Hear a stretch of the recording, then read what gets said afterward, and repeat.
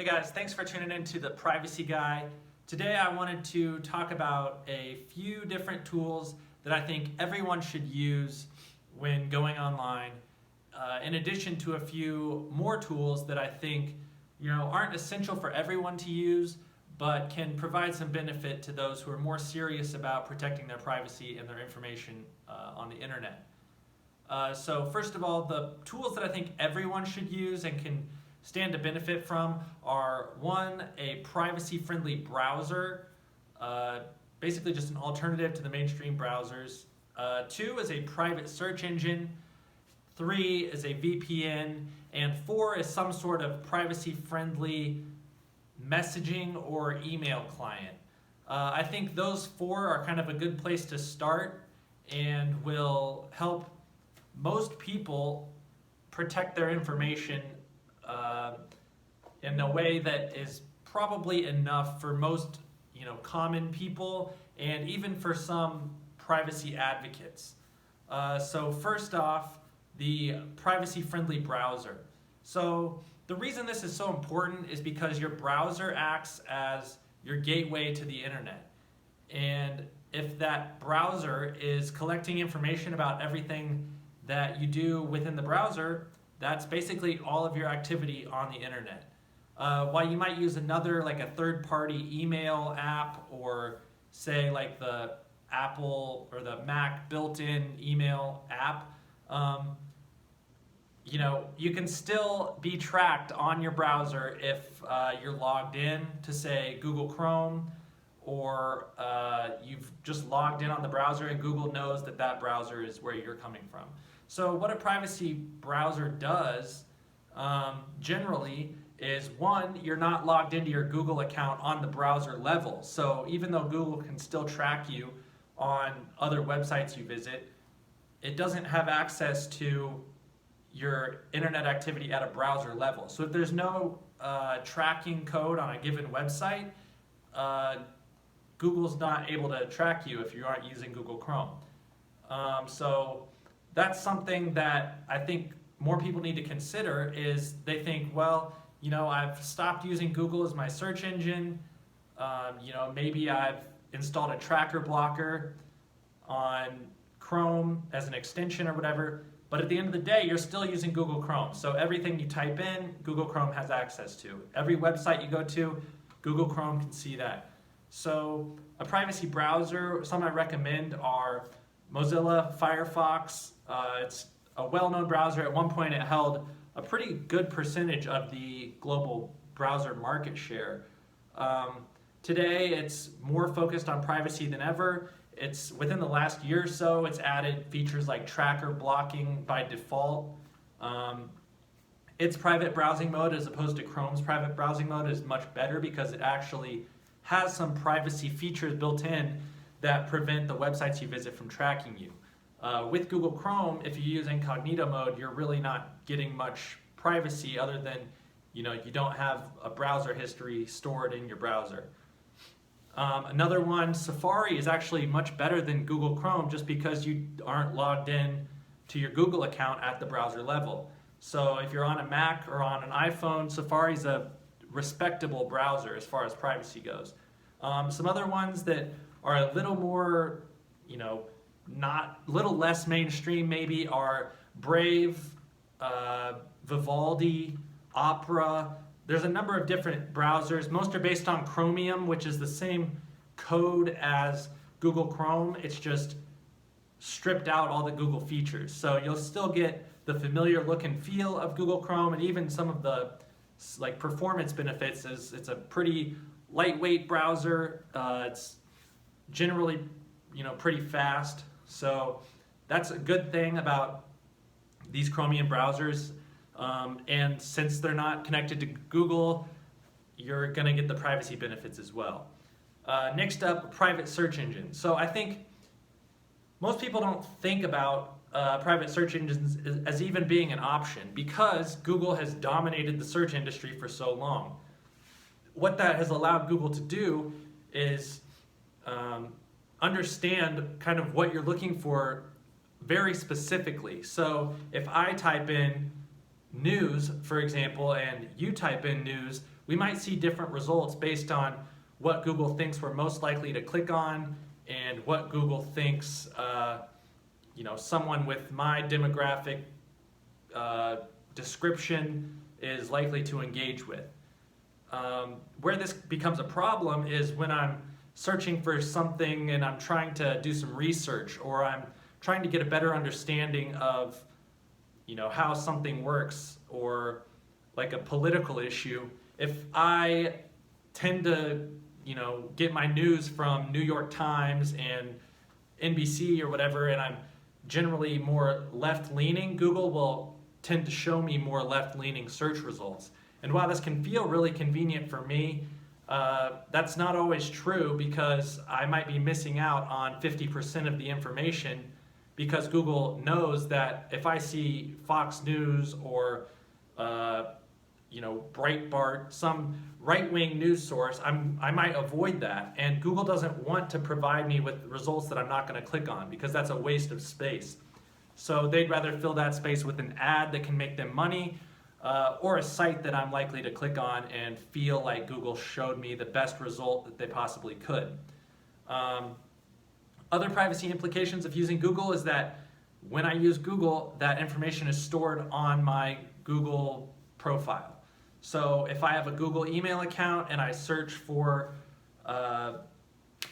something on Google, Google then takes that search history and connects it to my Google account. So that's kind of inescapable. Whenever I search on Google, Google knows, Google connects it to my account and leaves that in my Google history for anybody to find at a later date. So if I'm searching for something, I commit an illegal act related to that search, law enforcement can look at my search history to use that against me at some point in the future. Now, I don't encourage you to do illegal things, but it's important that people know that just because you clear your browser's search history, since Google's collecting all that information, it's likely still out there for someone to find.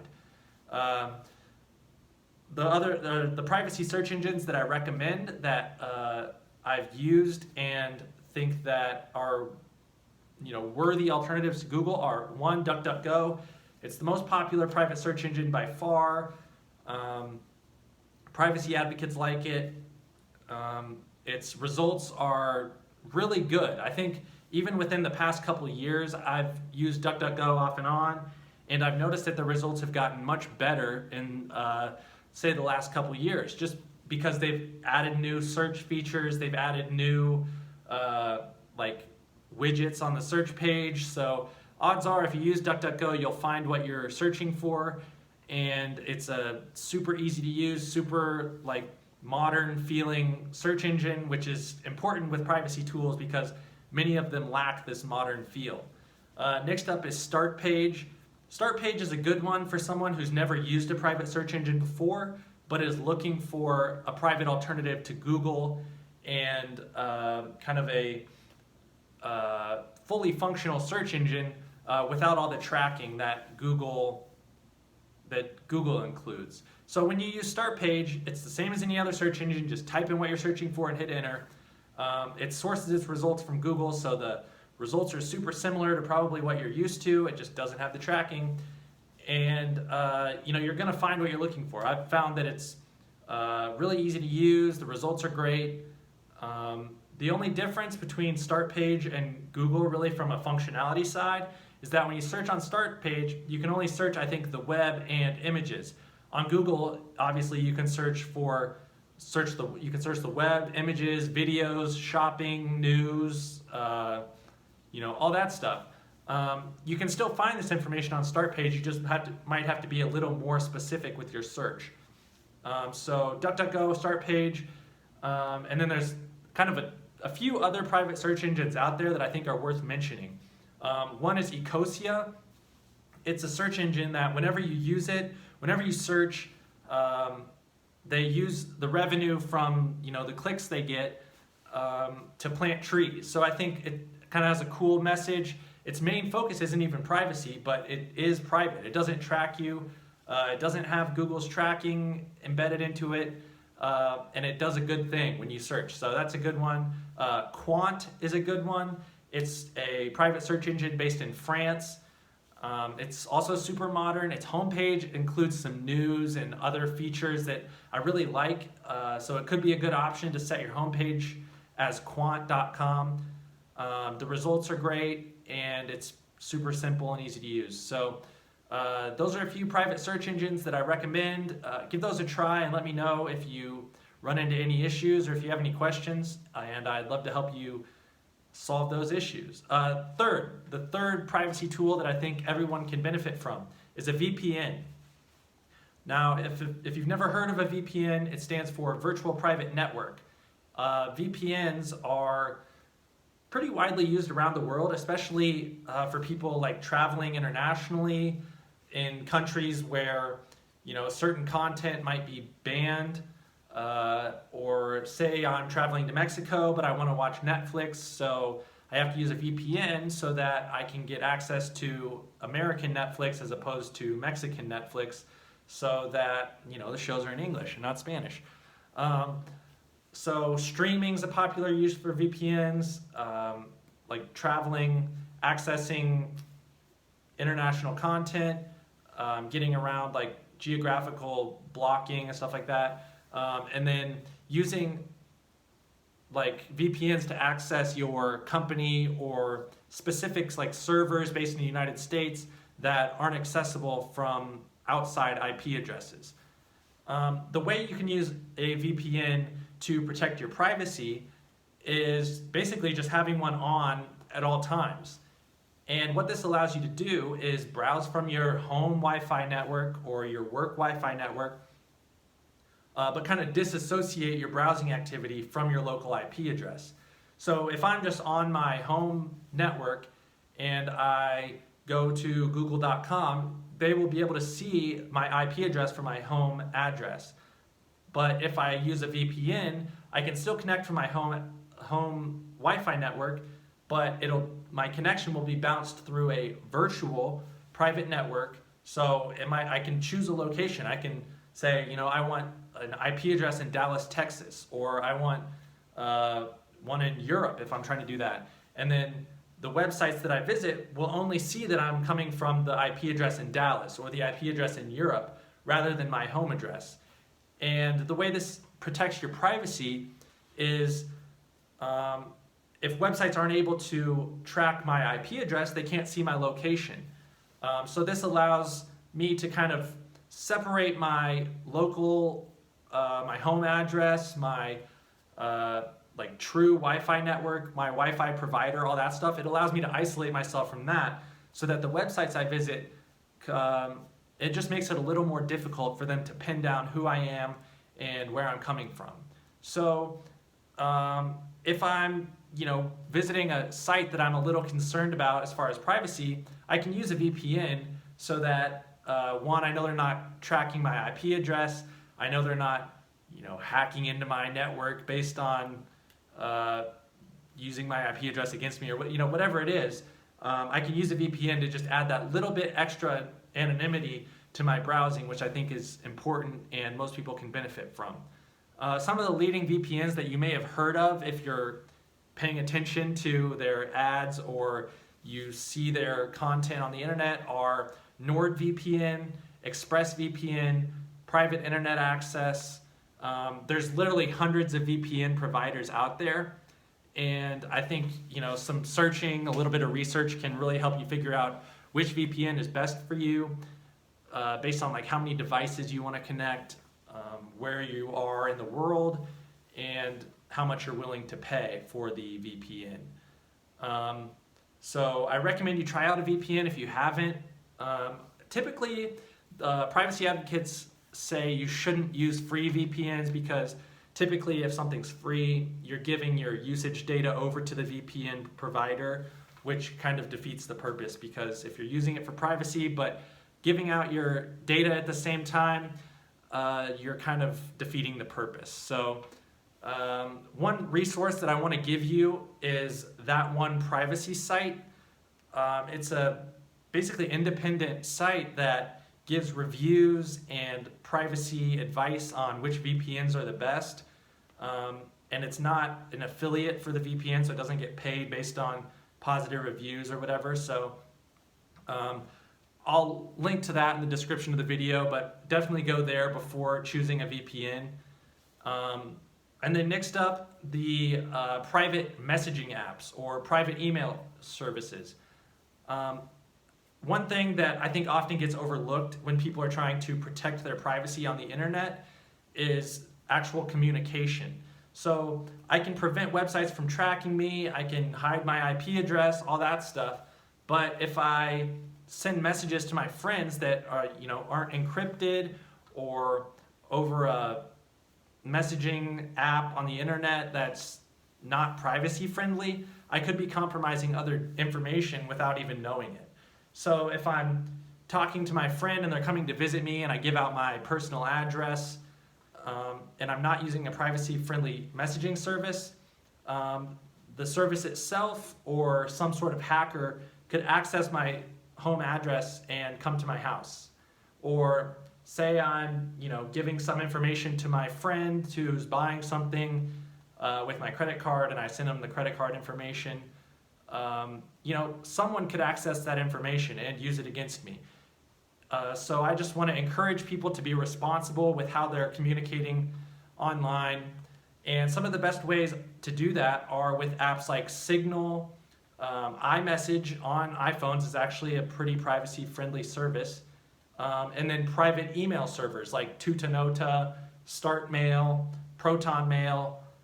Those are a couple good email services. So I recommend those for anyone who wants to communicate privately. So whether you're talking about confidential work stuff or if you're just communicating some sensitive data that you don't want other people to access, these services are a great way to do that. So I recommend trying out Signal. If you have an iPhone, just know that your security is a little better when you're using iMessage versus just normal text messages. And you get the blue bubble, so it's really important. Try those out. Let me know what you think. Signal's really great for privacy-friendly messaging. You can send video files, photo files, whatever. Some privacy apps are only allowing you to send text messages, which is kind of inconvenient if you're, using it for work or something like that. And then finally, a few tools that I think can play a key role in a full suite of privacy tools, but aren't necessarily essential for everyone. And first of all, that's a privacy-friendly operating system. I realize that most people are using, say, on their computers at least, Mac or Windows. And while these are easy to use and they're convenient because everybody's using them, they're not always the best for privacy. Windows has some vulnerabilities in it. Mac has some vulnerabilities. People want to hack Windows and Mac because there's millions of users and they can access millions of users' information. So using an alternative operating system can help keep you private. And one of those that is widely talked about, but less familiar to those not involved in the tech community is Linux. Linux is an open source operating system, so you can see how it works. You can look at the code to make sure that it's not, including any malicious functionality that you didn't notice or whatever. You can verify that there's nothing in there. So Linux is a good option if you're worried about Microsoft or Apple including security vulnerabilities in their operating system. So try out that alternative operating system. And then next up is like privacy-friendly devices. So even if I have an iPhone or an Android phone, I can take steps to protect my privacy.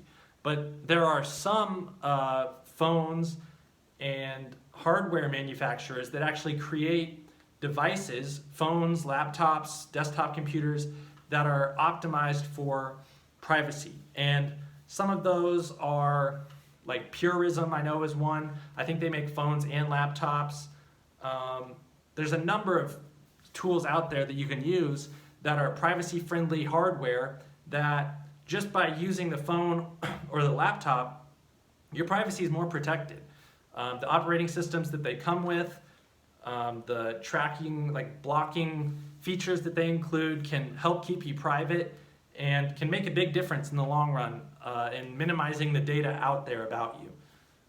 So thanks for watching this. I know I ran a little long today. Let me know if you think I kind of glossed over anything too quickly, or you think I didn't include a privacy tool that I should have, or if you think, you know, I've gone too far and some of these things are just not necessary for normal people browsing the internet. Thanks for watching, and subscribe if you made it to the end. I'd really appreciate it. I'm trying to grow my channel, and I'm trying to spread privacy around the internet, and you subscribing helps me do that. So thanks for watching, and I look forward to talking to you again soon.